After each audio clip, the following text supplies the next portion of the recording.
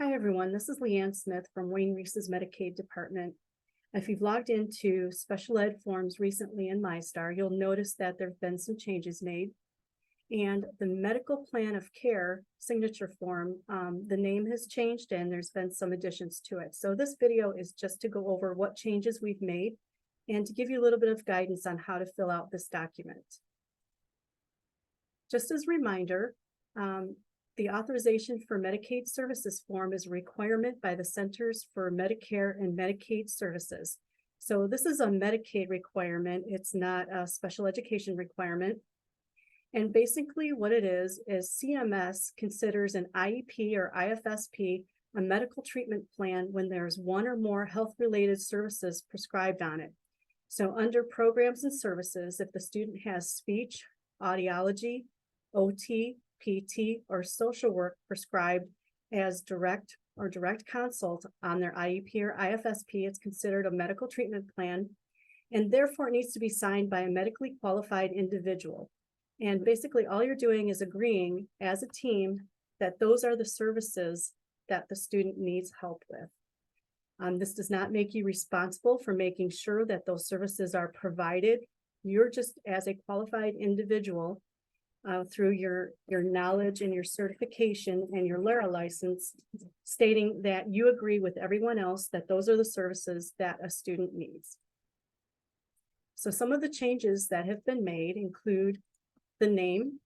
If you remember last year, we rolled out this medical plan of care signature form and it caused a lot of confusion. And so we went to work with our Medicaid forms team and asked them if we could make some changes to make it a little less confusing for everyone. So what we've come up with is we've changed the name. It's now an Authorization for Medicaid Services, which is exactly what it is. And we've also included the Authorization for Personal Care Services form. So you no longer have to do a separate authorization for personal care services. There's no additional need for a form or signature. It's all rolled into one. So that's a great thing about this new form.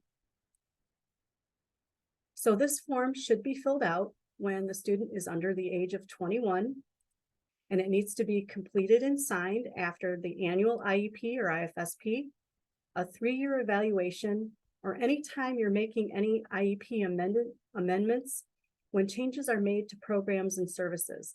So if you have a student with an IEP and you're now adding speech services to it, you'll need to fill out a new signature form. The student's IEP or IFSP should have prescribed at least one direct medical, behavioral, or mental health ancillary service. And we talk about medical, behavioral, and mental health. We're talking about the speech services, audiology, social work, OT, PT, nursing, any of those services that are prescribed as direct consult on the student's IEP or IFSP. And also when personal care services are needed.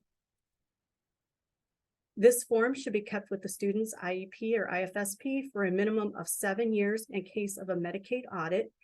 Could be federal or state audit, so we want to make sure that we're in compliance with those Medicaid rules. So since we've included personal care authorization form in with the Authorization for Medicaid Services, if yes is checked on the student's IEP, you're going to fill out the personal care authorization portion of the Authorization for Medicaid Services form. You're going to list all of the daily living skills that the student may need, and you want to make sure that you're sharing this information with your personal care aides. So personal care aides have 16 services that they can provide to students, but they can only bill for those that are listed on the personal care authorization form. So it's very important that they know this information so they're billing correctly. One important thing that we want to point out is if you've ever looked at the personal care authorization form, the list of staff who can sign the authorization form for personal care services is limited. So only those, if personal care services are marked yes on the student's IEP, the list of those providers who can sign is reduced automatically. So when we talk about signing this authorization for Medicaid services, if a student does not have personal care on their IEP, this is the list on the left-hand side of the screen here of who can sign the authorization for Medicaid services. So basically, everyone is listed except for a PTA, an OTA, and a limited licensed speech path. Those people cannot sign the authorization for Medicaid services. Everyone else can. Now, if the student has personal care prescribed on their IEP, so if you mark yes in the box, prescribing personal care services, the people who can sign the authorization for Medicaid services is limited to those who can authorize personal care services, which is here on the right. So only a registered nurse, a licensed occupational therapist, a licensed physical therapist, a licensed master's social worker, and a fully licensed speech pathologist can sign only if personal care services are prescribed on the student's IEP or IFSP. Now, we are working with CMS to get these lists expanded to include limited licensed staff, but for right now, these are the only people who can sign. So here's some best practices for completing the authorization form. Complete the form as close to the IEP or IFSP meeting date as possible. Ensure that the form is signed, titled, and dated, and available with the student's IEPT within 7 to 10 days of the meeting. If the person who signs the form is not in attendance during the student's meeting, it's required that the person who signs is familiar with the student's IEPT, and the form is signed, titled, and dated within 7 to 10 days of the student's IEP meeting.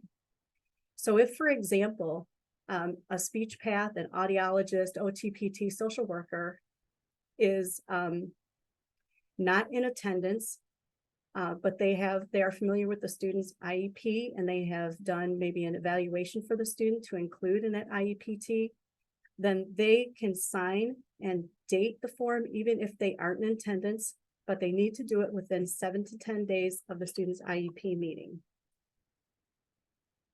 So let's go ahead and log in and take a look at what it looks like.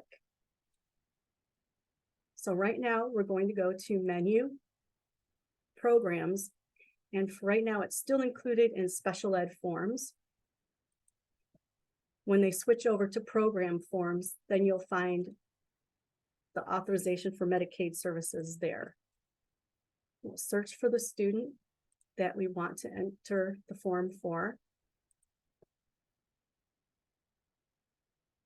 And then when you scroll down to Medicaid School Services, the screen pops up and it has parental consent first. We're going to go in the drop down and we're going to click on Authorization for Medicaid Services. Okay, it looks pretty much like the old one, but there are some differences. The first section, the student's name, will automatically populate for you in the demographic information. And then under meeting details, if you remember, I said the IEP should be filled out at the annual. If there's a 3-year evaluation and anytime there's an amendment, we've added a line here to include the IEPT amendment. So if you made an amendment to the student's IEPT to include any of those health-related services such as speech, audiology, OT, PT, social work, then you'll click that it was an amendment. And then you click on the calendar next to date and you can select the month and the date that you completed that on. And then the next section says the student needs one or more direct medical behavioral supports. What this is for is you'll check yes if the student has any of those ancillary services that we've talked about, speech, audiology, OT, PT, social work, prescribed as direct or direct consult on their IEP. If they do not have any ancillary services prescribed on their IEP, then you would select no. So for this example, we're going to say that they do have some, so we're going to select yes. Next, if the student has personal care marked yes on their IEP, then you select yes from this box. If they do not, you'll select no. So for this first example, this student does not have personal care prescribed on their IEP or IFSP. So I'm going to click no. And then I don't have to fill anything out in this section. And I can skip to meeting participants. Here's where you're going to add a line, and you're going to type in all of the qualified practitioners that participated. They either did an evaluation and submitted a report, or they were at the meeting, the student's IEP or IFSP meeting. You type in their name and then select their title from the drop-down box. And you'll click add and their title and click add. And you'll do this for all of those staff who attended the meeting or participated in some way. Okay, once I have all of my meeting participants selected, down here in the qualified Medicaid provider, this is the signature area. First, you're going to click off the box that you agree with the student's IEP or IFSP, meaning that you agree as part of the team that the services that are prescribed under the programs and services section of their IEP or IFSP are services that the student needs. That's all you're doing. It does not make you responsible for making sure that those services are provided to the student. You're just agreeing with the team that those are the services that the student needs.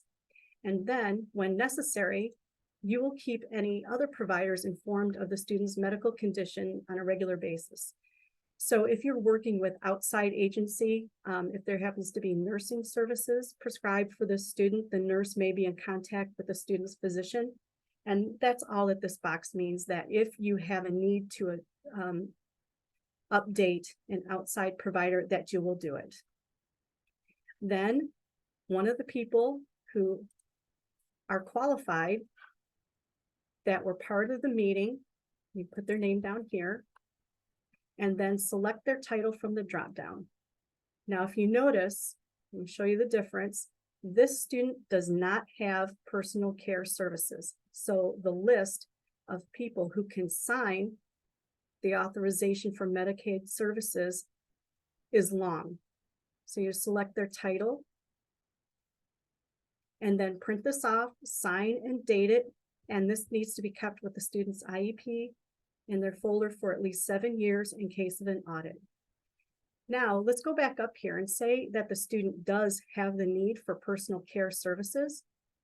If we click yes and take the no off, you notice my title and name disappeared down here. Under personal care services, we're going to click the add button. And here's where we're going to add from a drop-down box all of the services that the student needs help with. So if this student needs toileting, I click on toileting, click the add button, go to the drop-down and add redirection and intervention for behavior. Click the add button, and maybe they also need help with personal hygiene. So, and these are the services, when you list them here, these are the services that the personal care aide needs to know are listed on here, because they only can bill for those services that you've selected. They can provide any of those 16 services to the student if they need help with those services, but they can only bill Medicaid for those who are listed here. So this particular student, their personal care aide can only bill for toileting, redirection and intervention for behavior, and personal hygiene. So my meeting participants are still the same, but if I come down here now and I put my name in and I click on the title, see how the list is shorter now?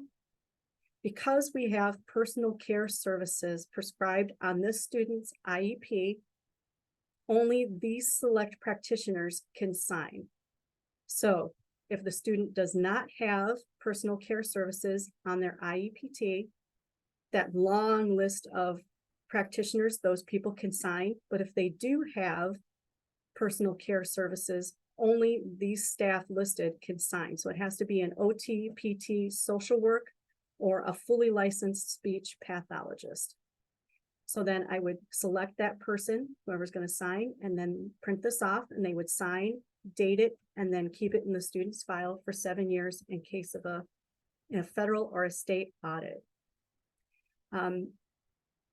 If you still have questions after watching this video, please feel free to contact our office. We're in the office from 7:30 to 4 p.m. You can reach Leanne Smith at 734-334-1464. You can reach Michelle Maxfield at 734-334-1461. Or you can reach Tia Williams at 734-334-1397. Thank you.